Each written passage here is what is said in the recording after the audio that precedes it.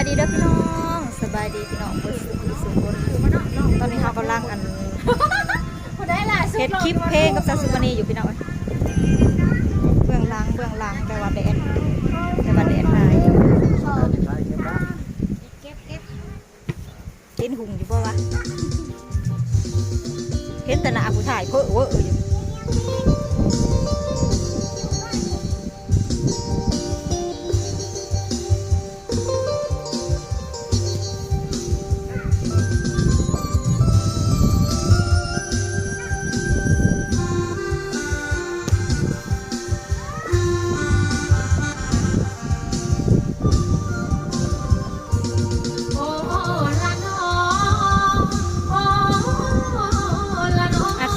เบื้องหลังพี่น้องเอ้าเป็นอะไรบัดนี้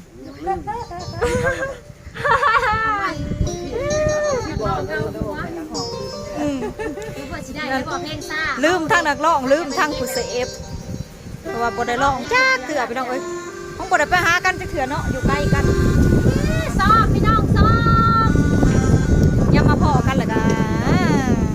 หลงหนาหลงหลังหลงลืมพี่น้องเอ้ยลมแห้งกันดิวันนี้ก็ว่าลมเมื่อวานนี่ก็ว่าโอ้วันนี้ก็ว่าลมจะว่าตื่นมาคือลมแท้ว่าวันนี้ลมแห้งแท้ว่าโอ้ยแดดส่องสีแหมจังหน่อยได้เนาะเอาแบบเฮาด้วยเนาะ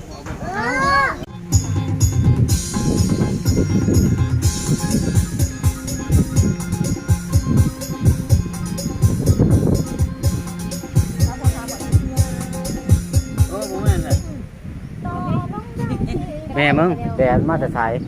เงาแดดพอดีชื่อเจ้านะฮะแดดมาแต่สายพี่บอกบ่ได้เราอยู่ข้างเดียวกันซะพอดีมันยิงมาใส่เลยฮะแต่เป็นโต๊ะนั่นเอาอยู่นี่แหละเดี๋ยวเขาบ่ทันได้กดเด้อเอาไว้หน้ามา1 2 3ยังบ่ทันได้ร้องเอาอีกสักคน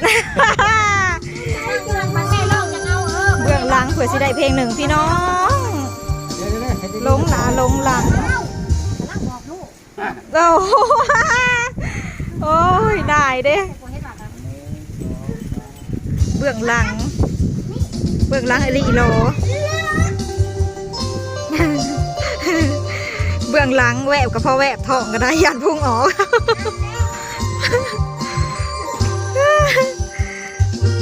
ซัมซีแวบพุ่งกับสิแต่พ่อพุ่งเขาจะมายังเฮ้ยเขาจะมายิบสินเฮ้ยลูกค้าก็มาขอเบื้องหลังซะก่อนเด้อคุณลูกค้ากินเยอะใครกินลูก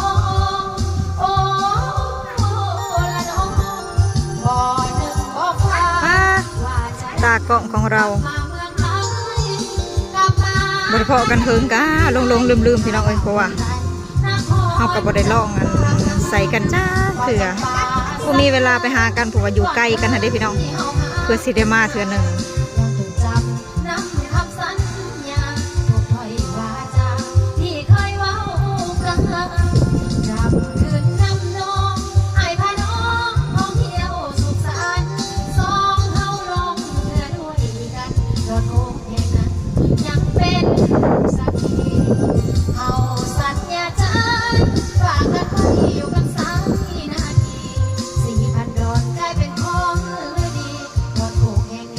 มันนี่หุ่นดีจังน้อย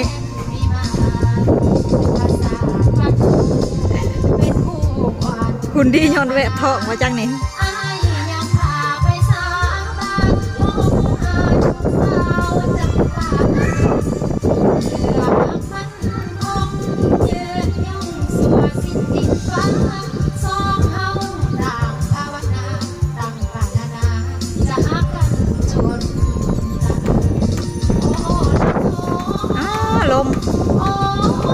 ลมก็จะเข้าไหมจะหน่อยพี่น้องว่า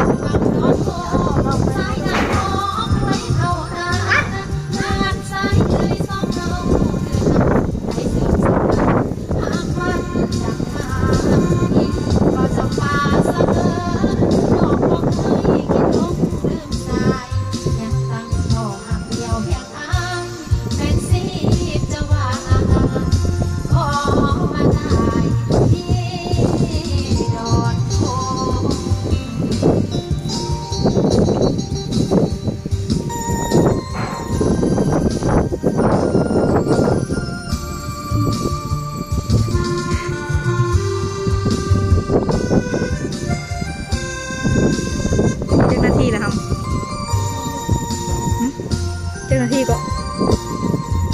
36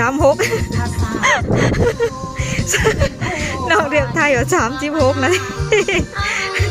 39วิครับเว้ย36